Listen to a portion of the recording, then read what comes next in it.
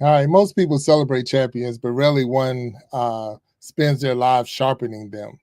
Tonight, we honor journey, not just the victories, the late nights, the unseen work, the faith carried quietly through adversity. We're going to, look at some of the things that make real heroes. So many times we overlook these people. Sometimes we don't even see the ones that's behind the scene making the work happen. That's what we're all about. That's what the show is all about. That's what the Iron Sharpening Iron show is all about. Pointing out those people, pointing out those ones, and letting you know that there's real people out there doing real work at all times. So we thank you for tuning in to the Iron Sharpening Iron show. I'm your man, Big Jack, and we are stronger together. If each one would reach one, we could all grow and glow. But I can't do this by myself. And because I know I can't do it by myself, I'm going to have to get my man up here. And once I get him up here, we'll kick this off. So tune in or wait up so I can get my man up on this stage. Give me a second.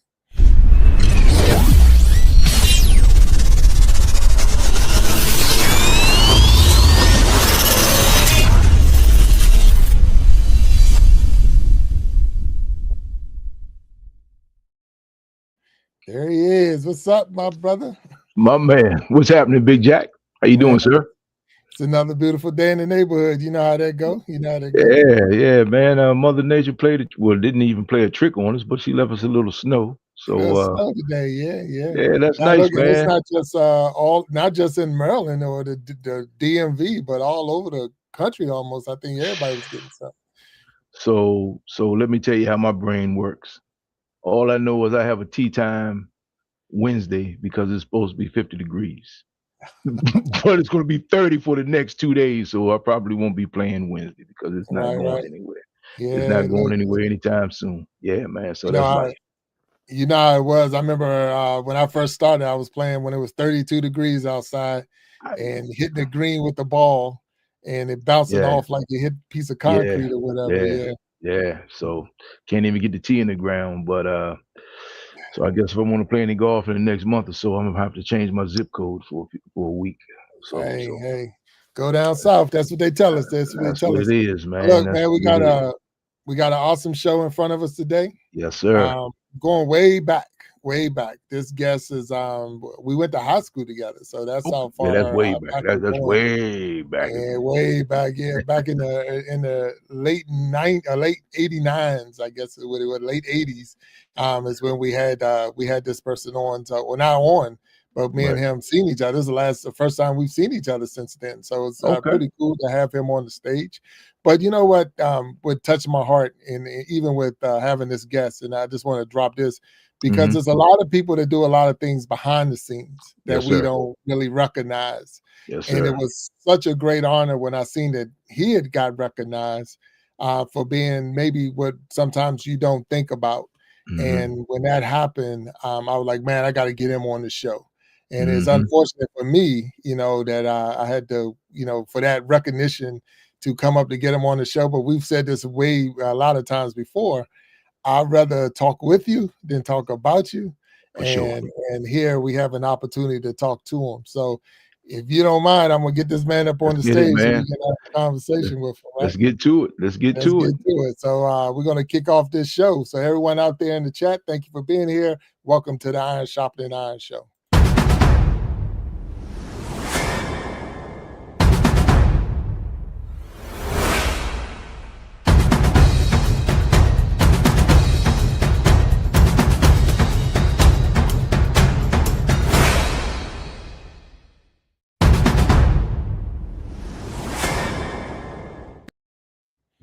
All right, there he is, my man, Juan Marshall. What's up, sir? How you doing? Hey, what's going on, fellas? Hey, Juan. Good to see you, sir. Good. Hey, Juan, like I told you, hey, Juan, I'm with this great. I'm just Big Jack Storytime. Welcome to the Iron Sharpening Iron show.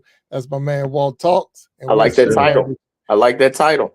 Oh, yeah, Iron Sharpening Iron, 100. Yeah, that Proverbs 27:17. Yep. Yep, it is. Man does it all. He does it all. Yes, sir. That's 100%. And that's what we're all about. So this show is designed to we're going to get stronger talking to you. And hopefully while you talking to us, you're going to be strong. And together we Yeah. will help each other Yes. grow and glow, as we pointed out. So letting you know right now, we are live on Facebook, we're live on YouTube, we're live on Twitch, we're live on LinkedIn, and then we'll make cuts of this and put it on Instagram and TikTok and any other social media platforms that's out there. But I'm so glad to have you up on the stage with me tonight. So thank you. Thanks for the invite, man. I really appreciate it. Yeah, I know. So, and you're more than welcome. So, Juan, only big question I need you to do for us or break down for us is introduce yourself to us and to the audience watching right now. Well, okay. My name is Juan Marshall. I'm a husband. I'm a father of 3 girls, grandfather of 4 kids, 3 boys and one granddaughter. Been covering boxing since I've been in the sport, interested in the sport since I was like 18 years old, really. And things didn't go the way I wanted to go, so I just got into their inner side of boxing, you know. And I wanted to highlight others, you know, since I wasn't be able to get on the stage. I wanted to highlight the kids around here, you know, and I saw them, you know, do some things that I was like, these kids are special. They can go somewhere. And I had the privilege of watching those kids grow and become world champions. Yep. Wow. So that's to sum it all up in a short sentence. All right. Well, hey, it's amazing how you was able to, like, say, being a husband, being a father, being a grandfather, you know, and promoting other people, you know, showing them their, you know, showing the world their heights, their highlights, their, you know, their abilities, you know. You didn't mention what area you're in. So what part of the country you're in, if you don't mind sharing? Right now, I'm in Suitland, Maryland, just not too far from where I grew up in Capitol Heights. You know, I'm in Suitland, Maryland, and right in the middle of pretty much all the boxing activity. Everything's around Suitland area and out or right outside of it. So I was only maybe no more than 20 minutes away from all the gyms that I covered. Okay, all right. So I was in the perfect spot. Yeah, yeah. So for those who know, and you know, if you watch any other show, you already know that I'm from the DMV. Walt Talks from the DMV. So where Juan is talking about right now is in that same area. So that Washington D.C., that Maryland, Northern Virginia, all that area is where we're talking about. So yeah, and the good thing is that a lot of the boxing, the heart of the boxing area, they're really PG County. Okay. Yeah, so it's a PG County thing for real. Then everything else outside that attaches to it. Yeah. Right. Okay. So now, only thing I remember about boxing growing up, and I'm out of the Pep Mill Village area, so I was outside the Sea Pleasant Pep Mill Village. I played football, I played baseball, I played tennis, and other sports, but I didn't box at all. I was in the ring more than most people ever because of the fact that was our punishment. That's what they used to send us when we didn't do the right thing. If we was out on the field wanting to fight each other, you know, two players want to fight each other, they used to make us go in the gym and get in the ring with the Golden Glove boxers. And by the time we finished one round with them, we go back out there and play football and didn't want to get back in the ring. So, yeah, that's it. Yeah. Boxing can be a brutal sport sometimes. Oh yeah. And it'll straighten out the person that really doesn't want to box. It'll straighten them out real fast. Yep. So but it's funny. So you were saying that you covered the game, and you also mentioned that you couldn't do the game. So what happened that you couldn't do? You couldn't perform in the ring. So as a kid, you know, I was when I was 8 years old. Actually, really to start it off, I was born in Washington, D.C., you know, and I lived in Washington, D.C., Southeast Washington, Brandywine Street, right off Willow Road and Southern Avenue and all that. And for the first 7 years of my life, you know, my parents moved then to Capitol Heights, moved in Capitol Heights we lived off of Capitol Heights Boulevard and Larchmont. And with Glacier Avenue is this popular landmark everybody in the Capitol Heights knows called Big Ben. So we went to Big Ben, the little store right there. We lived right the next street over off of Emo Street, which was Glacier Avenue. We lived at the bottom, last house on the right on Glacier Avenue. And we lived there for about a year. But then my mom and dad found another house in Capitol Heights which we moved not even 5 minutes away. And we moved right over off of Capitol Heights Boulevard on a street called Abdul Street, right there right across the street from the Capitol Heights police station. So we actually lived in the whole town of Capitol Heights. I used to call it Maybury. You know, I used to call it Maybury when I was a kid. I used to call it Maybury. Right. And so at 8, when Christmas time rolled around, my mom, I remember like it was my mom bought us a pair of boxing gloves, and she bought us a heavy bag with the little sand bottom to it when you blow it up with the air. So the toy kit, you know, and that's when I really got into it. And my oldest brother at the time, he was an older teenager while we were still kids, you know, he got into it. And he was just showing us some things, you know, and so we started like boxing kids in the neighborhood, you know, and but that didn't last too long because my brother at 18, you know, he wanted to, you know, started getting a little grown. He wanted to go venture himself. So he left home.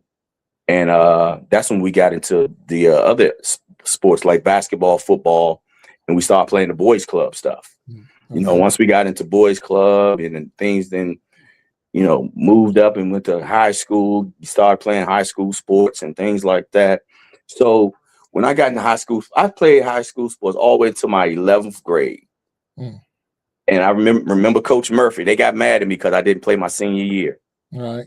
They got mad at me because I started making money, man. And even if it was at Popeyes, I remember Popeyes Chicken right there at Addison Plaza. Yeah. I started working there, right? Started making some money, get my own checks and started buying my own stuff.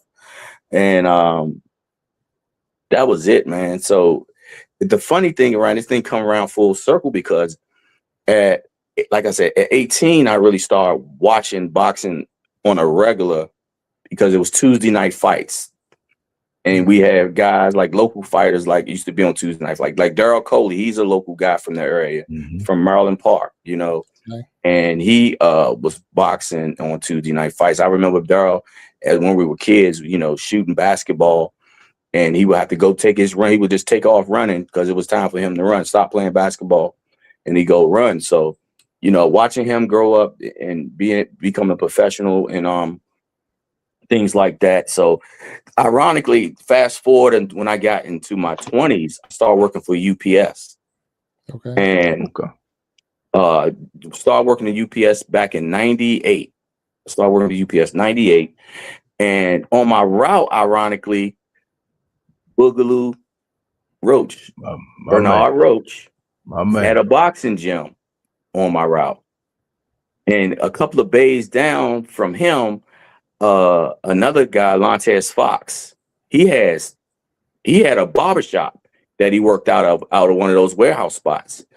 And a couple of streets down, a little further down the road about a 3/4 mile down the road, Andrew Council, he's in the Hall of Fame. He had a boxing gym down there. So I had boxing gyms in my area on my UPS route.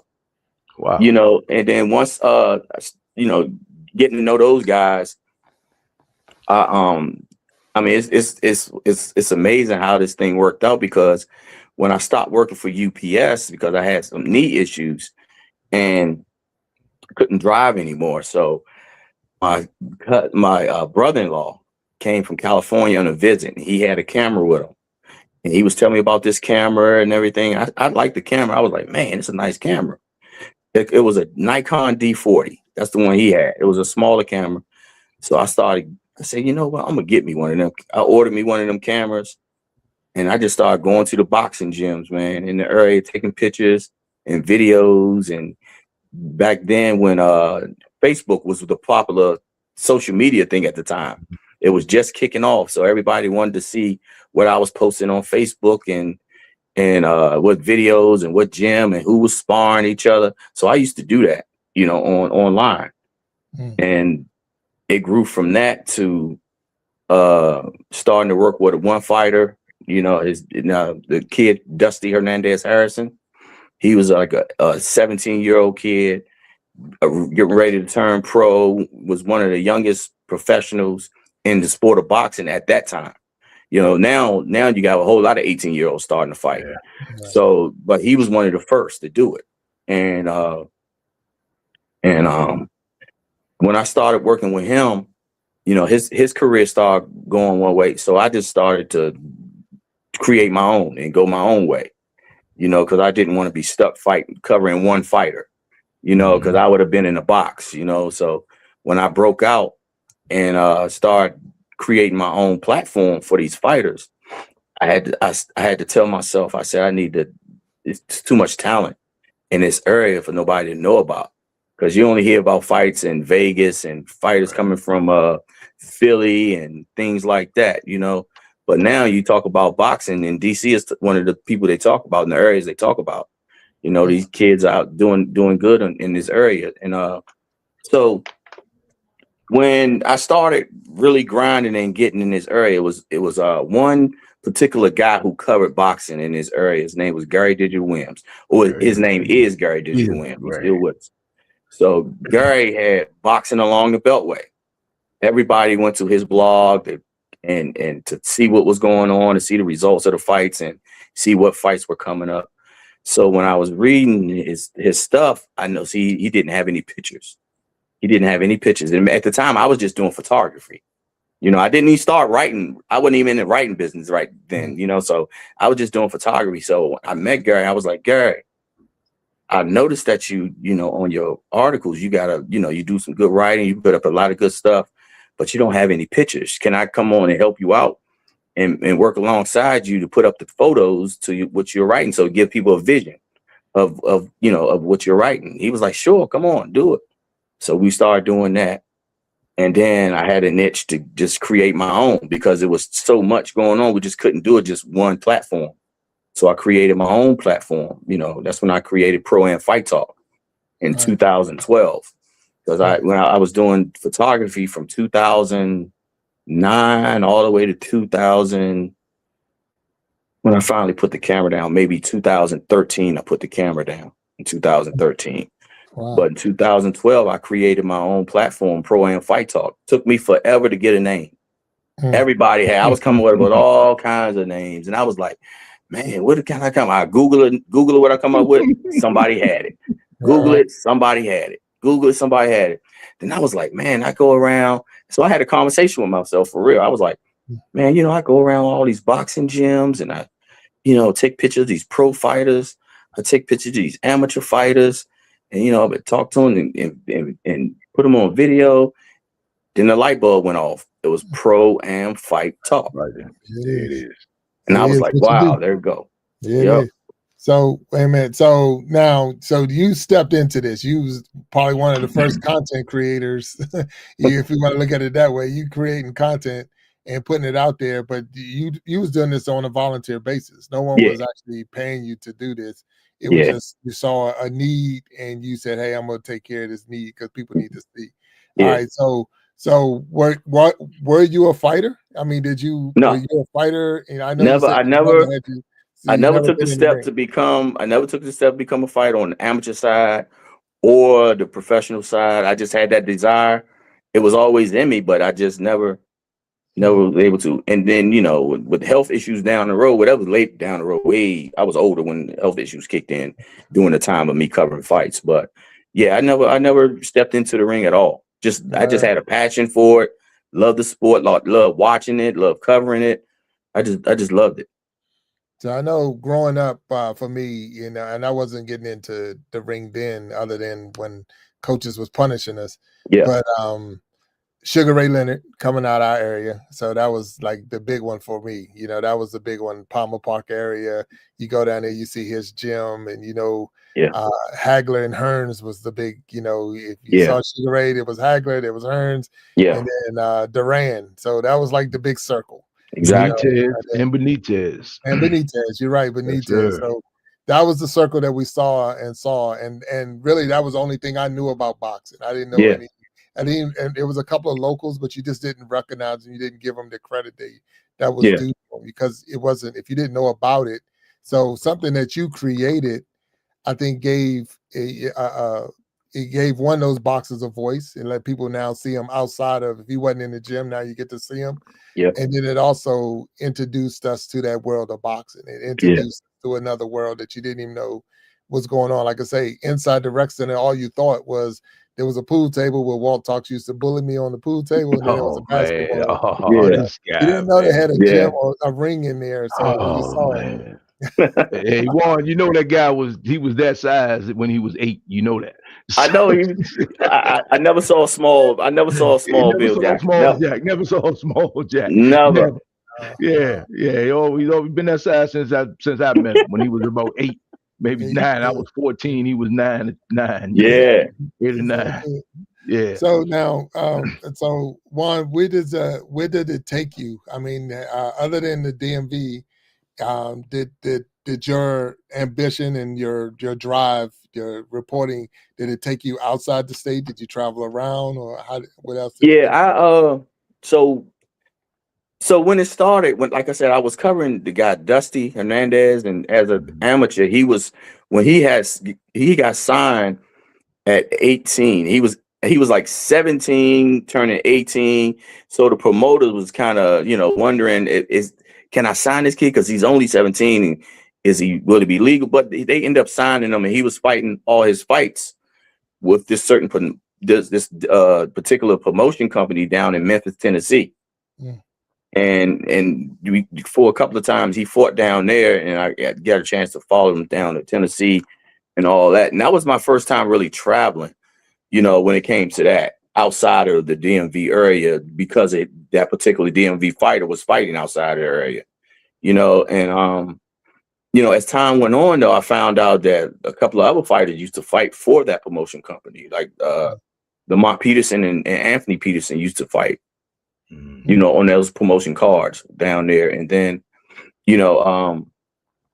I had the opportunity, going to the Atlantic City, because most of the fights, a lot of fights that happened on the East Coast before they moved to Barclays, and they were fighting in Atlantic City. So I was definitely going to Atlantic City and up there and watching those guys fight up there and covering those guys. And when I'm not available to go, out of town, I had build relationships with other photographers. And they would, use my platform to be able to get credentials to go shoot if local fighters. And I only gave them that choice to do that if DMV fighters were fighting out of town in the area he was talking about. So when they were fighting out of town, like up in Pennsylvania and things like that, I had a guy up there that would, be able to go shoot for me up there, and I would give him, the credential access for using my platform, and he would be able to get in and go shoot the fight and send me all of the pictures that would, with those guys fighting. So I would be able to keep track of those guys when they, fought out of town. I could be able to stay on top of their career and post up what they were doing and things like that and the results of their fights. So I was able to stay in tune when those guys went out of town. No, that's awesome how you're doing it. I mean, it's like I say, I know the roof still got to be over your head. Food still got to be on the table. Clothes got to still be on your backs. You already said you're a husband, your father, even grandfather. So this doesn't pay the bills. No. So was there a time that you was like, I'm putting in way more work than I'm getting paid for this? Or so during that time, financially, I was good.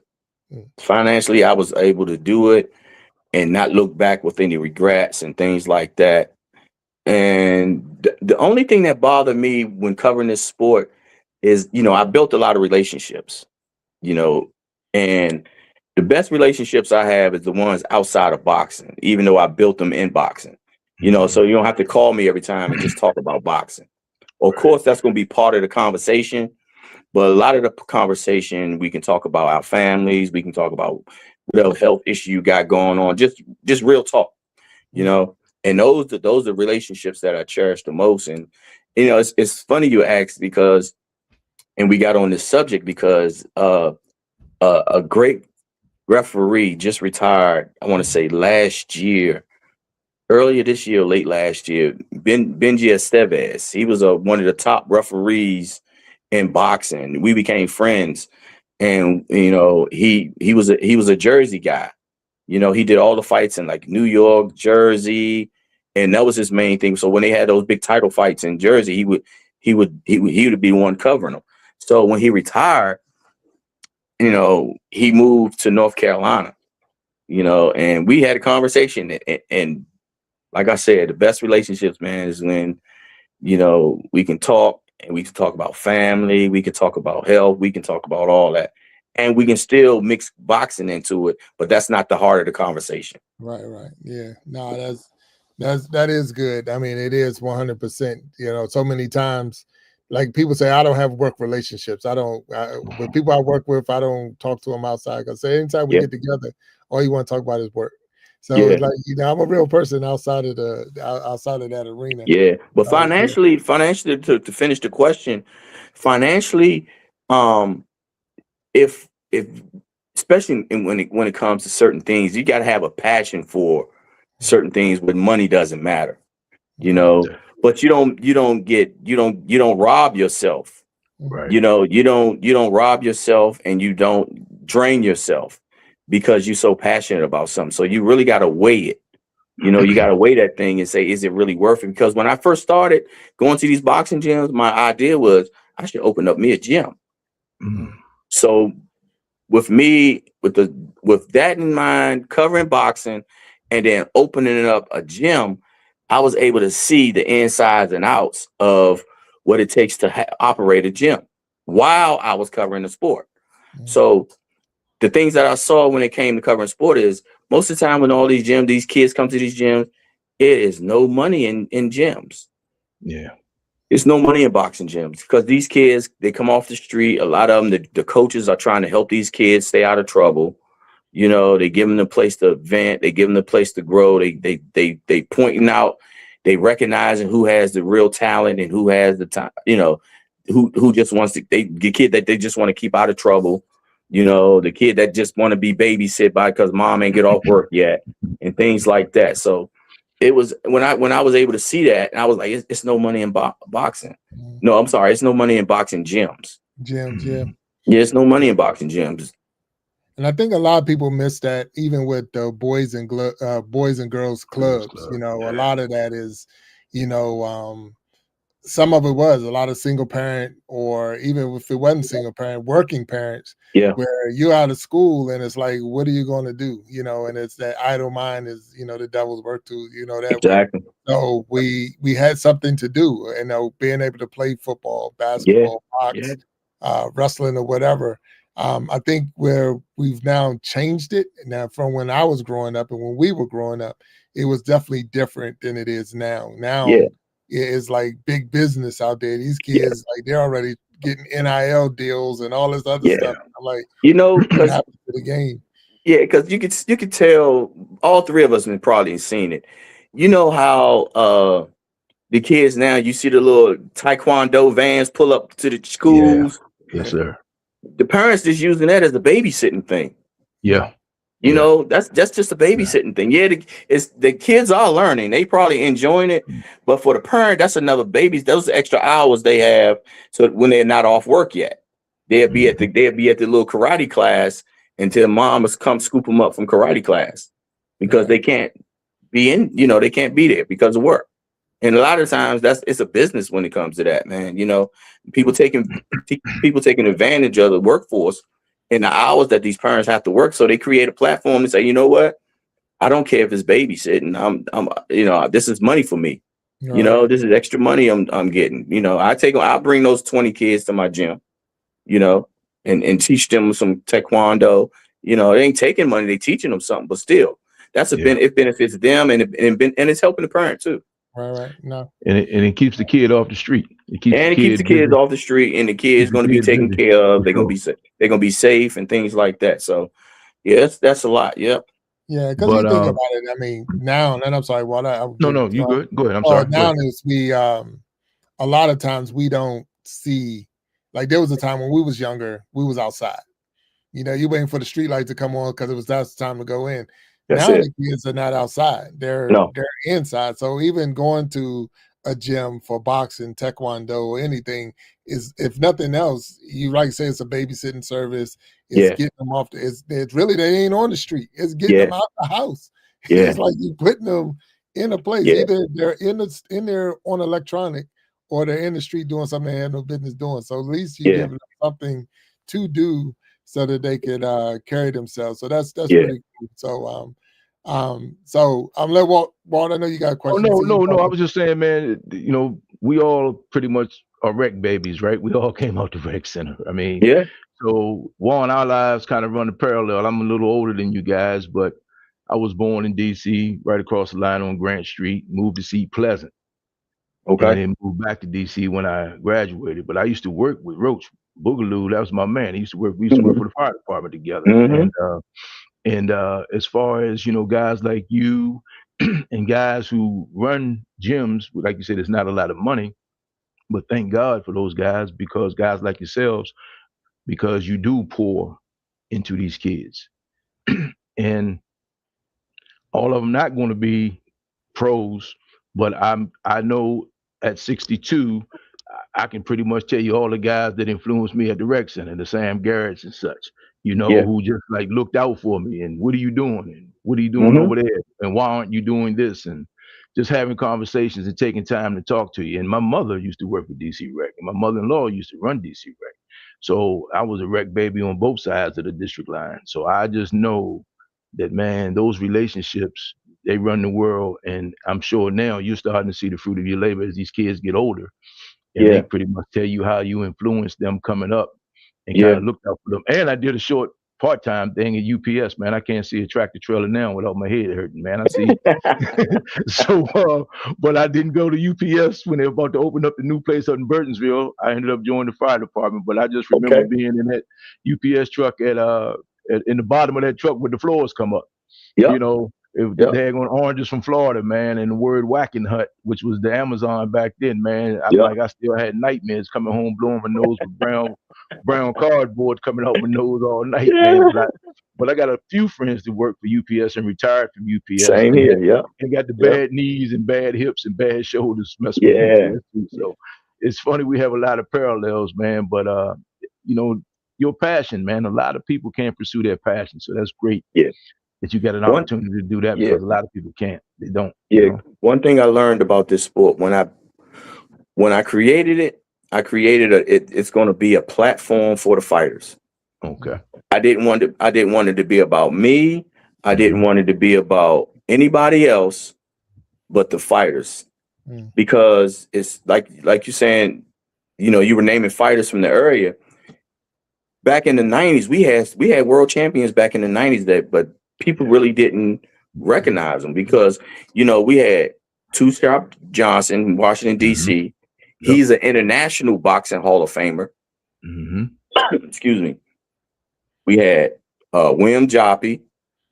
We had Sean Bay Mitchell. Sean Bay Mitchell and I, we were inducted at the same time in the D.C. Boxing Hall of Fame. We had Sean Bay Mitchell. Then we had Andrew Council. So all these guys in the 90s was champions at the same time. You had Chop Corley. So it was those 5 guys that had world titles. And that was in the 90s. And after they had their hiatus in the 90s, they went, you know, everything went kind of dormant in this area. Boxing was still going on, but the height of the boxing as far as elevated the world champions, it wasn't happening. You know, but only when Lamont Peterson fought Amir Khan in 2011, December in 2011, and they brought HBO came to town, Golden Boy Promotions came to town, and they threw that show at the Washington Convention Center.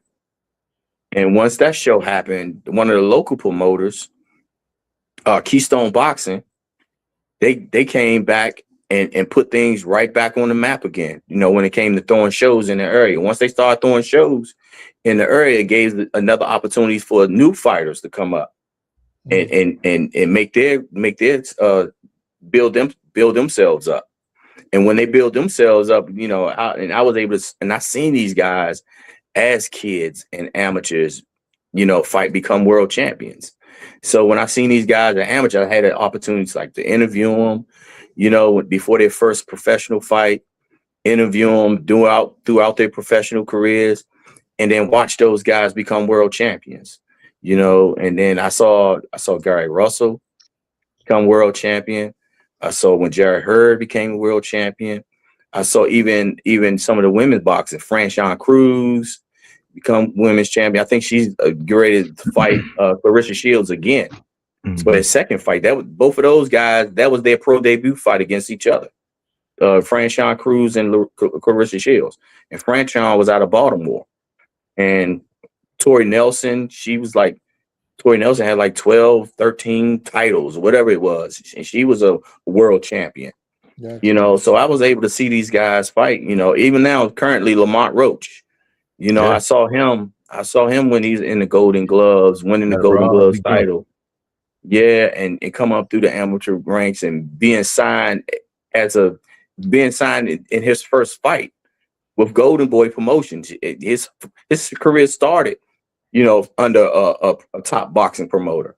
And now, that's why I'd be able to look back and be like, wow, I covered those guys. Gervonta Davis. Man, I covered these guys before they had millions of dollars. I covered these guys when they were broke.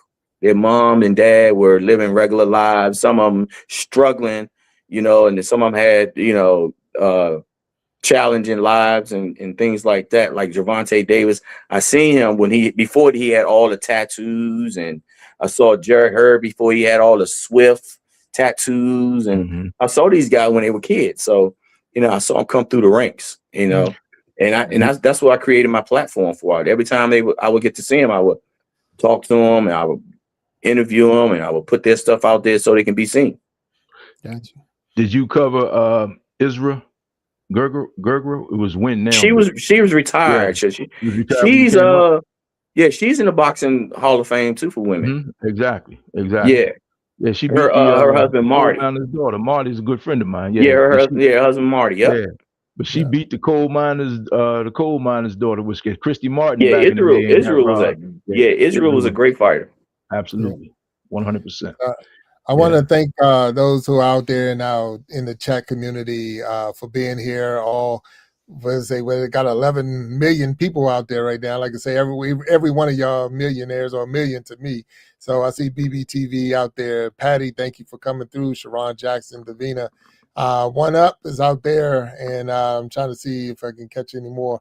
Mario is out there. So thank you all for hanging out there with us. We got Sean. I'm sorry, Sean. Ooh, looking at your brother Juan Marshall with us today, and he's hanging out with us, telling us about the game.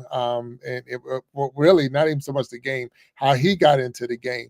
So, Juan, for a lot of us that don't know the boxing world, and we're going to talk to you as a person who, like you say, you talk to the boxers, you've covered the fights and all. Can you walk us through the steps of a person stepping in? How do the gloves work? How does that, the Golden Gloves and all the other programs?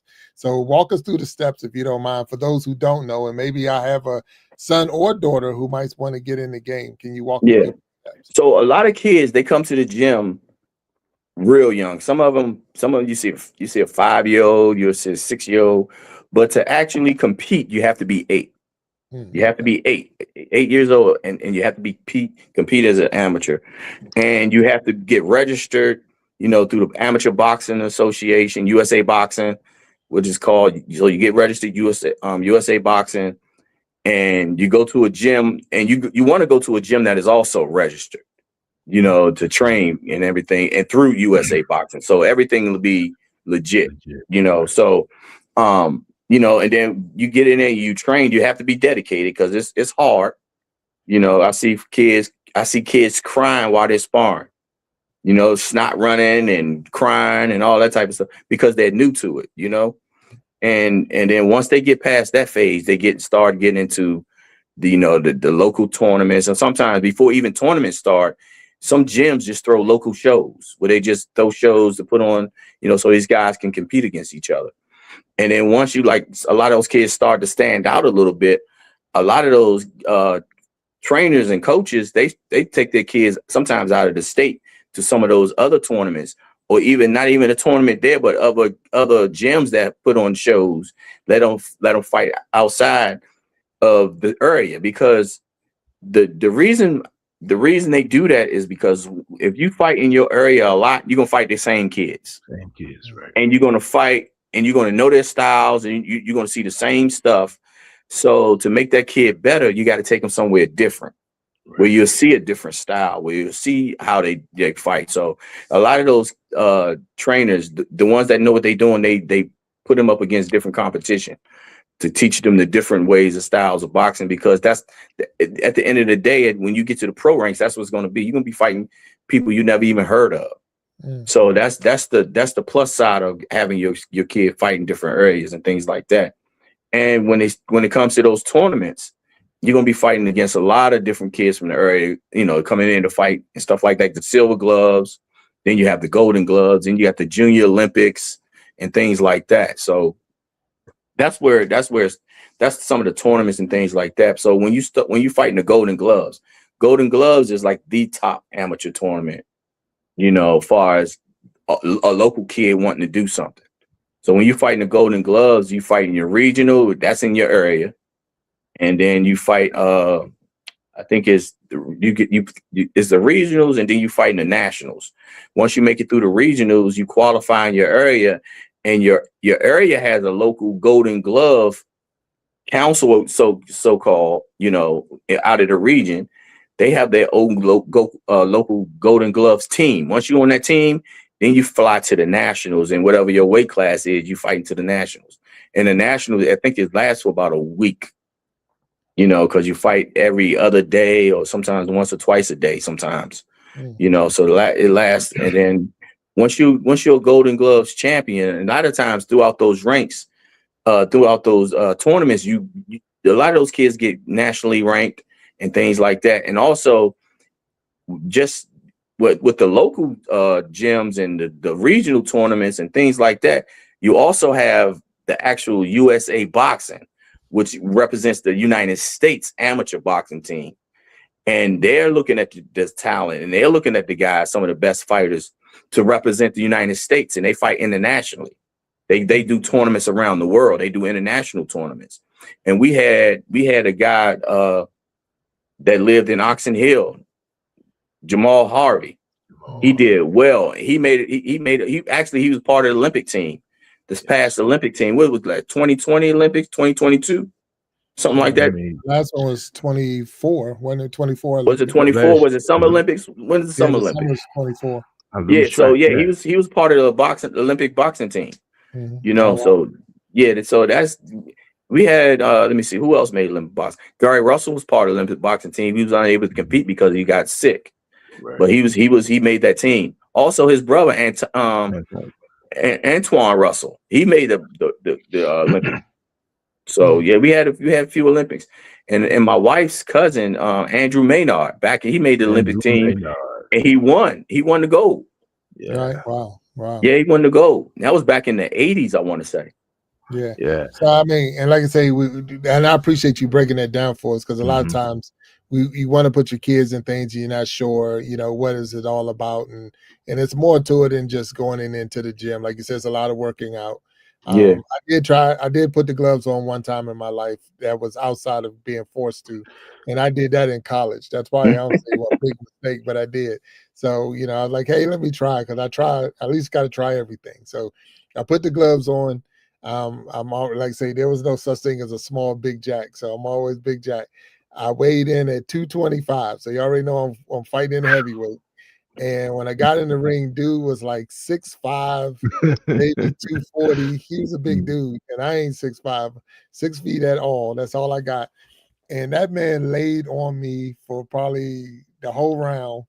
I mean, I couldn't even lift my hands up. That glove, what is it? 8-ounce gloves? Is they 8-ounce gloves? No, 8-ounce gloves. When you're in the gym, you sparring with 16-ounce. 16-ounce. Okay. It's a bigger glove because you don't want to hurt. You don't want to hurt the fighters. Right. But the actual fights, you got 8-ounce, and I think they go to 8, 10, and 12. Okay.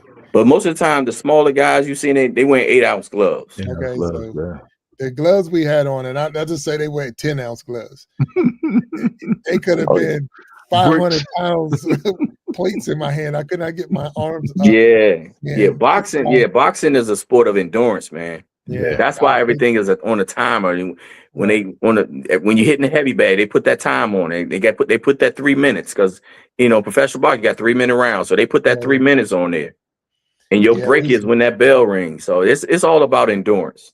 yeah, and that was the one thing I learned. And like, if you're a football player, it is not even close. So I don't care how Yeah. much of an athlete you are, and you say, "Hey, I played football, I played baseball," until you get in that ring and actually Yeah. box or Yeah. wrestle.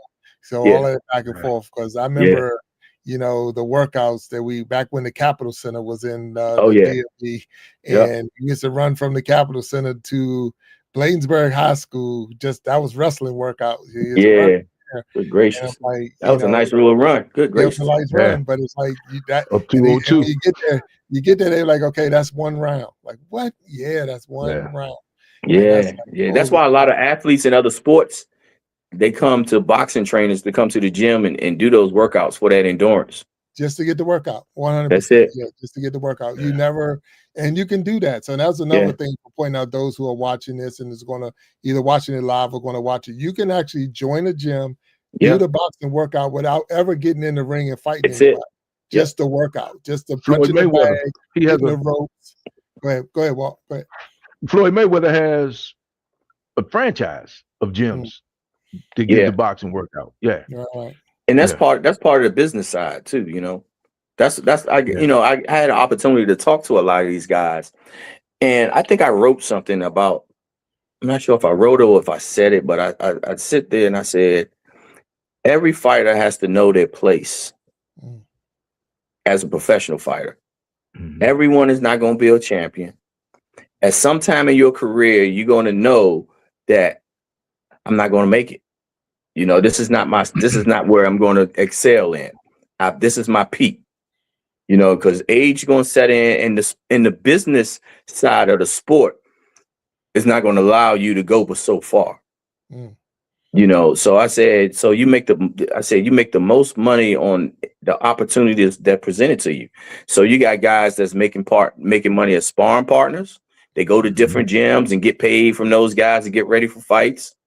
They make money on their own, on their own name. They promote themselves, and when it's time to become, when it's time to fight, they got a whole slew of people. They selling T-shirts, they selling everything, selling fight tickets. They getting a percentage of the money from selling the fight tickets, and the negotiations for the biggest purse they can get for that particular fight. So it's a lot of stuff in there, but you got to know your place, when it comes to that sport, and you got to give yourself a time frame. Because I tell them, I said, a fighter really, their age lasts. You probably 35 if you're lucky. I said 35 if you're lucky and you're doing well, you can be able to stay in it for a while. But I said that in the real world, average age 35, shoot, you still got another 30 years to work to retire. So you got to think about that. I said, so if you haven't made that 6 figures or that 7 figures by the time you 35, prepare yourself to come out here to the real world and get a job. Work on that job for 30 more years and be able to retire from it. Right. No, But that's reality, 100%. Yeah. Boy, that's on your mind. What's up? no, to your point though, such as yourself, there are a lot of things in boxing, promotions, cameramen, commentators, trainers, referees. I got a buddy, Malik, who's a ref. Malik Wale. Wale, yeah, absolutely. So, so there are things in the game that you still need to be aware of how the game works to do, which it makes sense that somebody like yourself is around the game, because it's not a thing that you just come in off. I mean, it's a tight knit community from what I see as an outsider. It's a pretty tight knit community, man. So, hey, man, I salute you guys for that, because, DC boxing, man, I go back to when Langley fought Kwawi at the Armory. So, it's just like and Johnny Gant, of course. So even before Sugar Ray, Johnny Gant was the hot guy out of DC. So may he rest in peace. So it's just like, man, they game, and when you go to these places and you see all these guys have been around the fight game for so long, man, it's so cool to just sit back and, I mean, a lot of these guys, but to really watch them operate in their world, it's a sight to see, man. It's incredible, because you guys are plugged in, really tapped in to the way things are going. So the energy, that's where the energy on fight night comes from, when you see all these guys around the fight game who really know the fight game, and then of course the spectators and the novices like myself to see, man. It's a sight to see, man. It's nothing like it. It's nothing like it. Yeah. So I salute you for that, bro. Yeah. That's a big deal, man. And like you said, you memorialize all of this. You're giving people a platform. You're not a gatekeeper. You're giving them an opportunity to show their work, and you show their work. So that's pretty cool. That's exciting. 100%. So Juan, we want to recognize you made it to the, what is it, the DMV Boxing Hall of Fame? Is he paused? I think he's gonna pause. I think he did. Yeah. Yeah, it looked like he paused. So okay. We're hoping he get his he get it back. Yeah. But it's all right. Man, so we'll get it back up. So go ahead, Walt. Yeah, he's done a lot, man. I mean, he's been around. He's got his finger on it, you know. So that's pretty cool, man. And all those guys are coming of age where he's seen them come up through the ranks. So right, and a big thing, even with that, you know, even mentioning the fact that he did that voluntarily. He wasn't he wasn't like he put in an application. He saw it was a need, and he wanted to meet that need, and he actually did something, you know, to help other people. That's huge in itself, and hopefully he can get back up on the stage. He will. And we'll work with him to, you know, all you do is hit the link and you can come back up on the stage. But the big thing is, a lot of times we don't recognize the people that's been doing a lot of work behind the scenes, especially those who volunteer, and they did recognize. So when he gets back in, and I think we're gonna have him back up here. Mm-hmm. We're gonna see when he get back in. So there we go. All right, you back? What's up? I'm back. Took an 8 count. He took an 8 count. My phone couldn't take the heat. Yeah, my phone couldn't take the heat. Look, we know the devil is a lie. I'm gonna tell you, the devil is a lie. We already know it. So it was right when I was about to recognize you. He's trying to work on it. Yeah, you in the Hall of Fame. So tell us about that. Tell us about being inducted into the Boxing Hall of Fame for DMV. Yeah, Washington D.C. Boxing. It's ironic because I first started this, man. I wasn't doing this to be recognized. I wasn't even thinking about a Hall of Fame. You know, I went to the banquets and things like that, but I was so focused on my platform for the fighters, I didn't even think about, you know, the recognition afterwards. You know, after I retired, I thought I was going to be done. You know what I'm saying? So, you know, I wrote my last article December 2023. So 2024, I said, you know what? That's it. That's it. I don't have a passion for it no more. I don't have a drive for it no more. That's gonna be it, because I don't feel the same when I'm going to cover fights. I used to get excited when shows were coming up. When the excitement stopped, I just like that passion. That told me that passion wasn't there. You know, when 2024 came, I told people I wasn't going to cover fights anymore. I was going to just focus on being home, my family, and then a new season, you know, kick in for me. You know, you know, my new journey for myself. You know, so I stopped, you know, covering fights in 2024.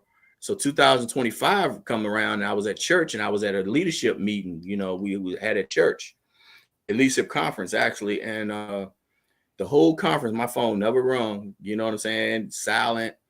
And as soon as we got our lunch break, my phone rang.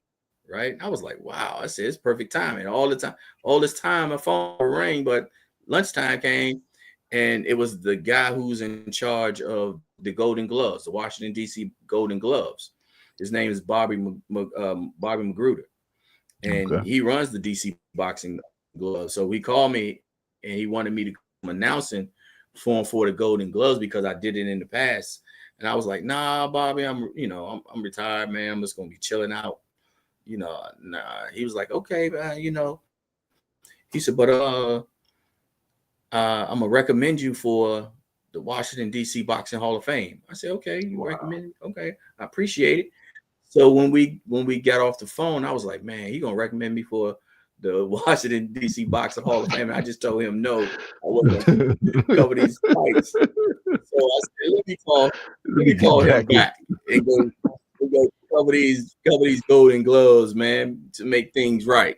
So that's what I did. You know, I covered it, and that was in February, right? So a few months went past, and I was on the way home. I think he was from a doctor's appointment, and I was almost home, and my phone rings, and it was somebody else, another friend I made in the sport. His name was Ken Sprouse, you know, and he was like, Juan, we're going to go ahead and induct you into the Washington, D.C. Boxing Hall of Fame. I was like, man, yeah. And I was like, wow, okay. You know, I got that induction. So that's how I went, man. Paying my bio and things like that. Yeah, we got it up on the screen right there. You see that? Yeah, I saw that. Yeah. Yeah, that's what's up. Yeah. Actually, my man. I put that together. Right. So actually, no, I didn't do this one. This came off a guy who this came off from a guy who he has his own little podcast also. Right. I forgot the name of the show. I forgot it, but yeah. All right. No, but that's nice. I mean, being in again the Washington D.C. Boxing Hall of Fame. So now, Juan, I'm gonna ask you this. The torch. Who's carrying it now? Who is actually covering now that you have retired? You stepped out of the game. You're not doing it. Is there anyone else that's filling your shoes if they can? That's very interesting that you asked that, because during the time Gary and I were covering boxing, right, a lot of people would come up to us like, can I help y'all? Can I do this? Mm-hmm. You know, can I work with y'all? And we were telling them. And in my mind, I was like, create your own platform so we can have more people covering the sport on different platforms. You know, I was telling them, create your own, man, so you can grow too, you know? Mm-hmm. And that's what I was doing. I did that, and a whole lot of people started, you know, covering the sport. But I can only like a handful of people who do it have really a passion for it, because a lot of people doing it for the wrong reasons. Right. A lot of people doing it to get access to fights, and they're doing it to get to know the fighters, and they just doing it just for the acknowledgement of it, you know. But the passionate people that really do it and had that passion like I had, you know, and one of the guys and he works with a young lady, Lou. That's the name of his show, the Light Skin Lou Show. Yeah. So him and I think his girlfriend, they work together, and that's Lamont Peterson's and Anthony Peterson's brother. Okay. And he does a great job of covering these fights. He does a real good job. And he would call me, you know, early on, and I was giving him a whole lot of advice and things like that, you know. So yeah, but I appreciate him for definitely jumping on. There's some other, you know, people out there that do it, but sometimes they do it for the wrong reasons. Like I said, you know, they want to be known, they want to be in the sport themselves, they want to work with like promoter, they want to work with this, they want to be, and they're not focusing on their craft, which was how they started. You know, they ventured away from how they started, and it's covering the fighters. You know, they want to be, you know, matchmakers and things like that. But sometimes, like, it's, you know, the truth might hurt them if they hear this, but they have to stay true. And then they'll know why things aren't working out for them, because they ventured away from what their real calling was, and that's what's colored the fighters. Gotcha. You know, wow. So, yeah. So it's very few. To answer the question, it's very few that really do it like Gary and myself did it. You know, because every time we would come to a show, if we would come, they always ask, when you coming back, man? We want you guys to come back. It ain't the same, you know. But, you know, everybody has their time, and my time is up with that. Right. Yep. So, yeah. So, speaking of time, I'm sorry, but we're at that time of the day. Believe it or not, this was a whole hour. and we knocked it out. But I want to thank you, Juan, for being on the show with us, hanging out with us, walking us down the path of boxing. One, congratulations again for being in the Washington D.C. Boxing Hall of Fame. Definitely inspiring. Oh, there you go. There's the plaque right there. So there it is. Right there. So again, congratulations for that. And it's nice always seeing you again. I mean, it's been I don't even know how many decades it's been now. It's been decades since I've seen you. So it's good to have you up on the stage. Man. Yeah. So I'm gonna ask you, Juan, if you don't mind, to hang back once we close this show out and talk with you a little bit behind the scenes. For everybody that's out there been hanging out with us today on the Iron Sharpening Iron Show, we thank you for hanging out with us. We ask you to tune in to our next episode, because this is Sunday. So Wednesday, we got, of course, more more guests coming up. And we got those other shows that's going on. So make sure you tune in and watch the Ask a B show Monday through Friday. 12 o'clock Central Time, 1 o'clock Eastern Time. You got the Coach's Corner and the Voices of Resilience. That's every Sunday. And that's 2 o'clock Mountain Time, 4 o'clock Eastern Time. And then you got the Iron Sharpening Iron Show Wednesdays and Sundays, 7 p.m. Eastern Time. Do know that we're not having any specialty shows at the end of this month. So no Battle of the Sexes, no Gentleman's Journal, and no We Be Jamming Live, because we're getting ready for the big brand change. So we'll see you in 2026 when those shows come back into play.